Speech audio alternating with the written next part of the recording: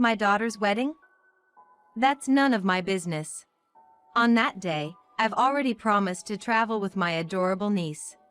We finally got the room we wanted, and prioritizing travel is just common sense, right? Despite being informed in advance about the day the family of my daughter's fiancé came to greet us, my husband canceled at the last minute in response to a call from his niece. He was adamant about the wedding date, claiming he had made plans with his niece before the wedding date was even set, and wouldn't budge. He reasoned that his niece was affectionate towards him, but his daughter was not. However, my husband's fondness for his niece was not a new development. His affection had merely shifted from his sister-in-law to his niece. I strongly asked my husband if he was sure he wouldn't regret his decision. It's more painful for me to prioritize my daughter and be disliked by my niece. I'm certain I'd regret that more. With such a stance, there was nothing I could do. My daughter didn't object to her father's decision, so I concluded that any further persuasion would be a waste of time. And then, on the day of the wedding, an unexpected turn of events occurred thanks to my brother-in-law's quick thinking. As a result, my husband came to know a terrible truth, turning pale as he faced the ruin of his life. I'm in my mid-50s, having been married for 28 years. My husband is also of the same generation, and we met at a dinner party with mutual friends. When I was in my 20s, it was a time when women were stereotyped as finding happiness in getting married, having children, and raising them. I refused all arranged marriage proposals from my parents, insisting that if I were to marry, it would only be for love. However, as I passed 25, it became harder to avoid these proposals.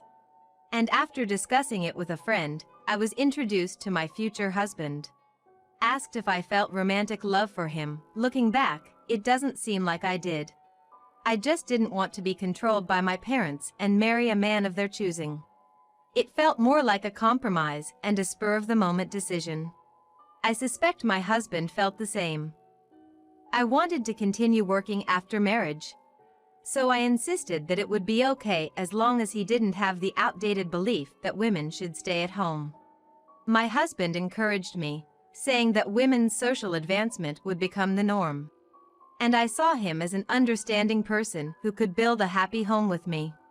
Our marriage progressed smoothly, and we got married within about half a year of meeting and started our married life. My husband agreed with my desire to have children young and return to work. And I got pregnant within a year of our marriage, giving birth to our daughter. After that, I was busy with childcare, housework, and work. When my daughter became an adult, I cried unabashedly in front of her, feeling that the hardships were all part of our happiness. This might sound like a happy family, but there was a hidden problem with my husband that wasn't easy to share. After our marriage, he began to show his true nature. Firstly, we split all living expenses equally. We signed an agreement that we wouldn't ask about each other's salary amounts. The agreement also stated that we wouldn't pry into how the other spent their salary after deducting living expenses. Behind these actions was the presence of my sister-in-law. My husband, who had an ordinary appearance, was in stark contrast to my sister-in-law, who had a beautiful face. It was surprising that she hadn't had plastic surgery. However, being beautiful and having a good personality didn't go hand in hand. She was very strong-willed and had a queenly temperament, opposite to me and incompatible. Fortunately, she didn't try to involve herself directly with me. But that was only the case as long as my husband sided with me. My husband was entirely devoted to my sister-in-law, a fanatical admirer. His abnormal attachment, which went beyond the bounds of normal sibling affection, became apparent soon after our marriage. At first, I thought they just had a close sibling relationship.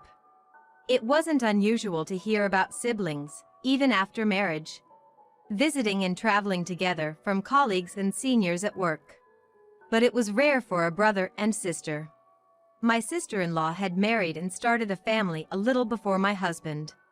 As a housewife with time on her hands, she frequently called my husband over. Just like when he was single. I tried to believe that my husband would gradually prioritize our family and refrained from nagging him. But even when I was pregnant and suffering from severe morning sickness, or when I needed him to accompany me to the hospital due to sudden illness, he would rush to his sister-in-law whenever called, like a puppy wagging its tail to its owner. Once, I couldn't hold back and confronted him, asking why he couldn't put me first, especially since I was carrying his child. Right now, my sister is also pregnant and feeling vulnerable. I should prioritize her and her unborn child.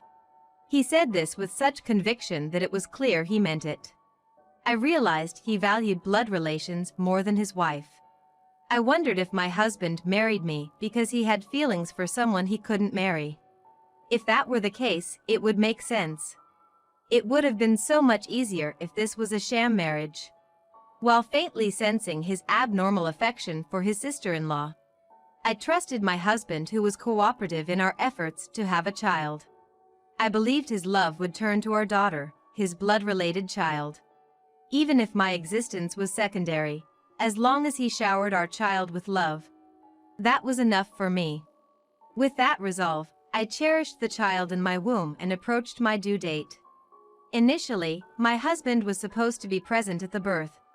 But as our child was taking a while to arrive, he prioritized work over being there for the delivery.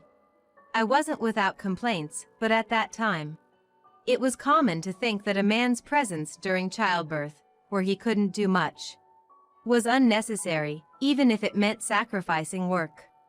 Believing it was better to conform to the expectations of his workplace, I faced the difficult labor alone. Yet, hearing my child's first cry brought an indescribable joy that overshadowed all worries. Our daughter was born larger and heavier than the average girl. As she grew up healthy and disease-free, I think my husband somewhat adored her. However, as she grew from a baby's face to a more defined look, he lost interest in our daughter. My sister-in-law's daughter, my niece, born in the same year, grew up to be a beautiful woman, the spitting image of my sister-in-law as a child. My husband began to devote his time to his niece and sister-in-law, paying no attention to our daughter. I took on the role of both mother and father. I raised my daughter with both the gentleness of a mother and the strictness of a father. At her elementary school sports day, I participated in events usually meant for fathers, doing my best for my daughter. Meanwhile, my husband increasingly acted for his niece, who had grown into a replica of my sister-in-law, both in looks and personality. Self-centered and haughty, she seemed to believe the world revolved around her. My brother-in-law, though a sincere man, had become a yes-man who couldn't say anything to my sister-in-law or niece. He worked tirelessly outside, only to bring money home to his queen-like wife. Despite paying the mortgage, he seemed to have no place in his own home. My sister-in-law often bragged, "My husband is just an ATM," causing dismay in social gatherings. Gradually, my daughter came to understand and rely less on her father, treating him as if he didn't exist. As she entered her teenage years, my husband, ignored by our daughter, began responding more eagerly to my sister-in-law's calls. He struggled to fulfill her unreasonable demands. Our family life was like a two-person relay with my daughter. When she started working part-time in high school, the agreement of splitting living expenses between my husband and me collapsed. If our daughter is working, she should bear a third of the expenses. My husband unilaterally decided, rewriting the agreement. With 2/3 of his salary now at his disposal, he became more subservient to my sister-in-law. My daughter, not wanting to burden me, chose public schools for both high school and college and paid for her expenses with her part-time job earnings. I gratefully accepted this and started saving for her future wedding. Thus, my daughter grew up, graduated from college, and found a job at a respectable company. She continued to contribute part of her salary to our household, which I also saved for her wedding fund. When my daughter had been working for 3 years, she confided that she wanted to marry. She asked us to meet her prospective partner on a convenient day. My family, distorted by my husband's excessive sister complex, was different from a typical family. I was relieved and happy to know that my daughter had found someone to marry, as I had worried she might choose to remain single due to disappointment in married life. Unlike me, who was influenced by societal norms and customs, I was overjoyed that my daughter wanted to marry off her own free will. I earnestly hoped her future would be even happier than it is now. However, my husband was not just calm, but completely indifferent. He seemed to listen to our daughter's words about wanting to marry and meet the person, nodding along. But he stood up saying, "I can't promise to meet, but it's not like I won't meet. If I'm free on the day you decide, I'll meet." Predictably, despite setting the meeting with my daughter's fiancé well in advance, my husband canceled on the morning of the meeting, called away by his niece. I asked him to delay his meeting with his niece, but he refused, saying he couldn't make his beloved niece wait. He told our daughter to choose any man she liked, as he wouldn't oppose. The day to meet my daughter's fiancé's family was arranged with plenty of notice, and his parents were also supposed to attend. I told my husband about his fiancé's parents attending, and he acknowledged it. I made sure he couldn't claim he didn't know. Unable to stop my husband from leaving, I apologized to my daughter's fiancé and his parents for my husband's absence, without revealing the disgraceful truth that he knew and deliberately missed the meeting. I feared they would suspect our family had unspeakable issues. I was anxious that this could jeopardize my daughter's marriage.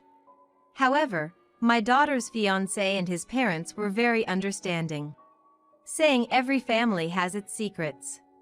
Despite their generosity, I worried about the potential consequences and how this might adversely affect my daughter later. Then my daughter shared a truth with me, which might help calm my husband's abnormal behavior.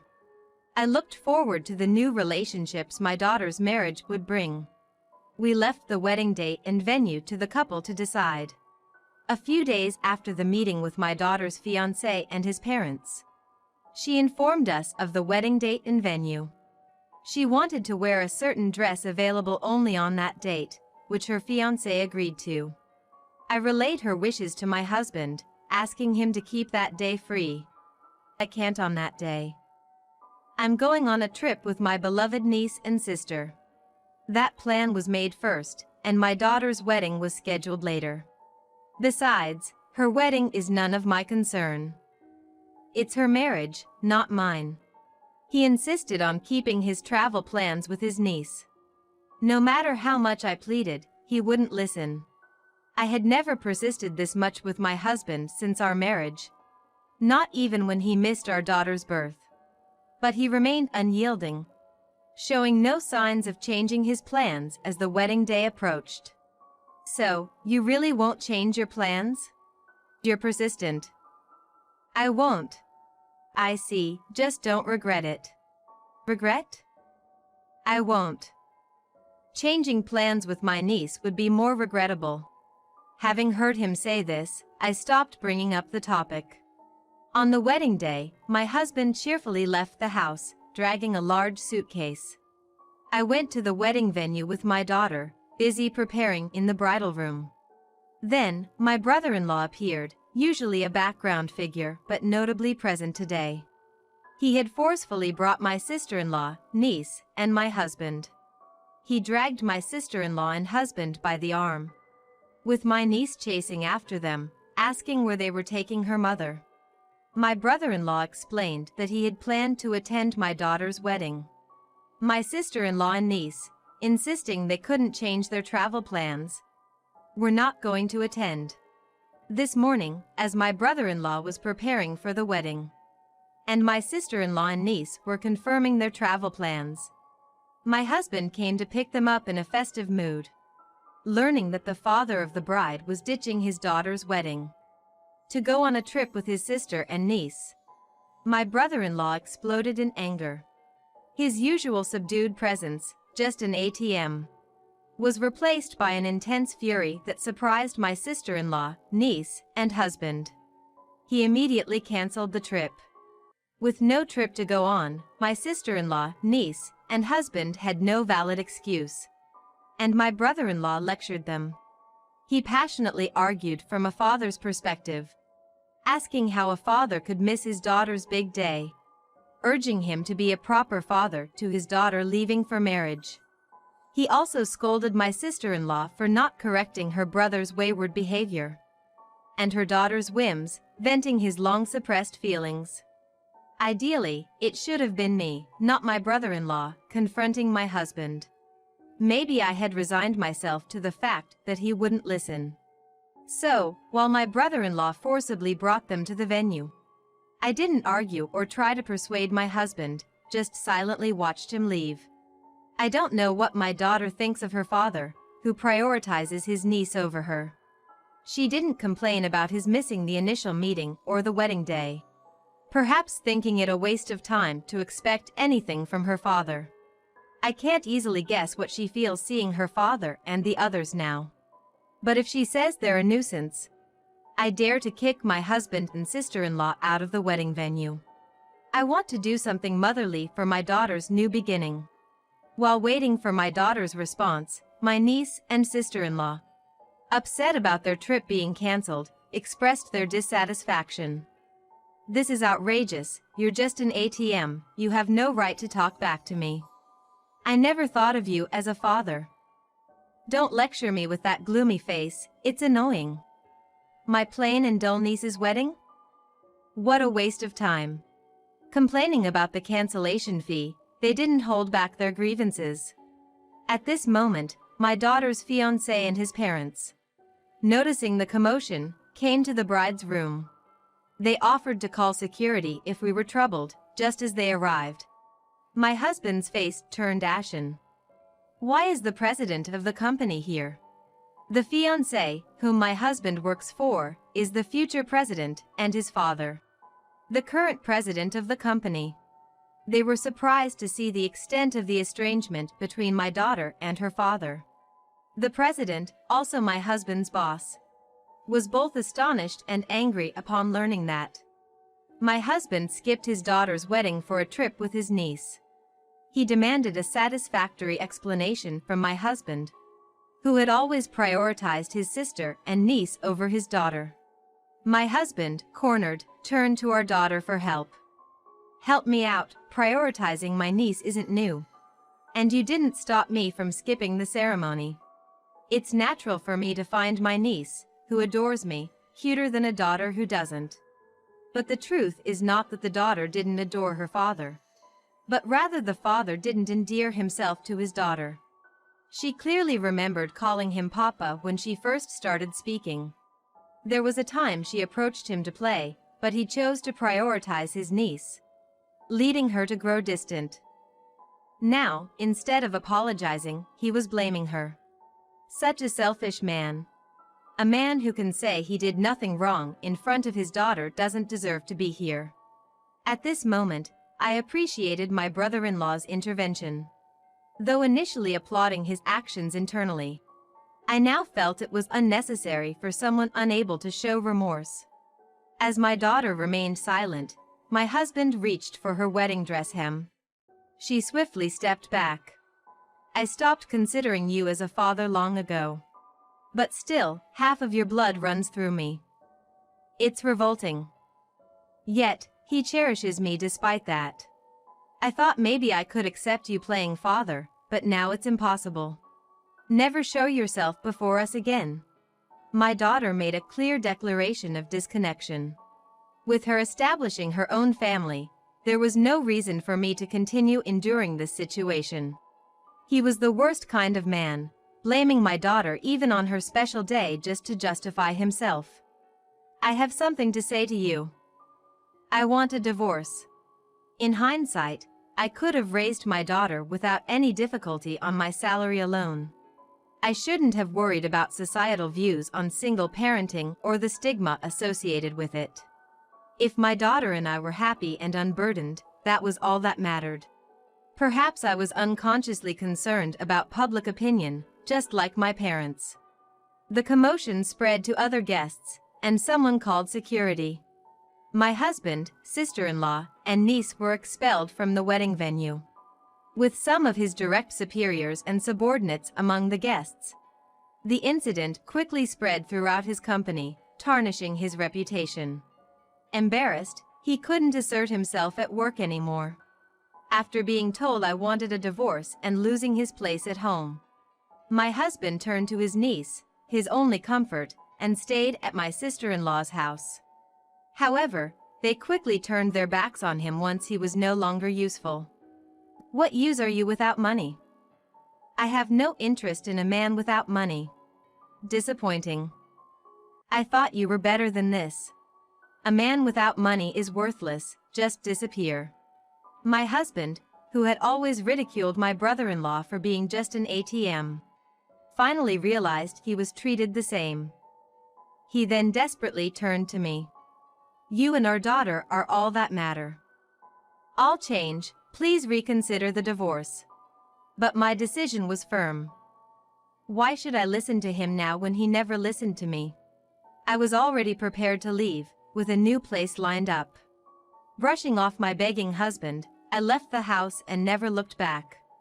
As I left the property, I felt a sense of liberation from the long marriage. The divorce proceedings with my husband were surprisingly swift.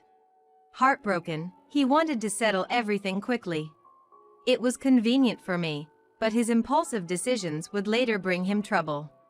I began a carefree life on my own, enjoying work without home responsibilities. The trouble awaiting my ex-husband was the mortgage. Initially set based on our dual incomes, it was now unmanageable on his salary alone. Coupled with his poor attitude towards subordinates and his disgraceful behavior at the wedding, he was relegated to a less important role in the company, leading to a significant salary reduction. Unable to afford the mortgage, he had to sell the house we lived in for over a quarter century and moved into a cheap, old apartment. My sister-in-law, quickly cutting ties with her now poor brother, tried to appease her husband while waiting for things to cool down.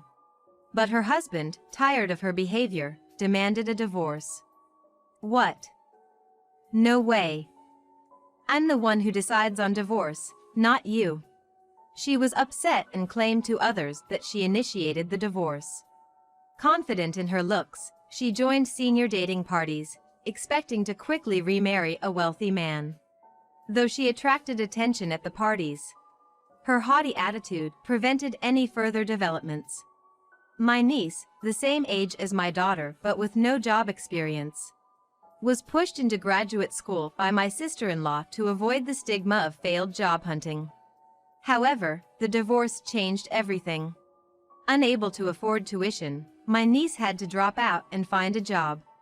But her lack of experience made it difficult. Struggling financially, she resorted to unsavory work, which led to constant trouble due to her entitled attitude. Now, she's selling off the luxury items she extorted from my ex-husband and brother-in-law to make ends meet.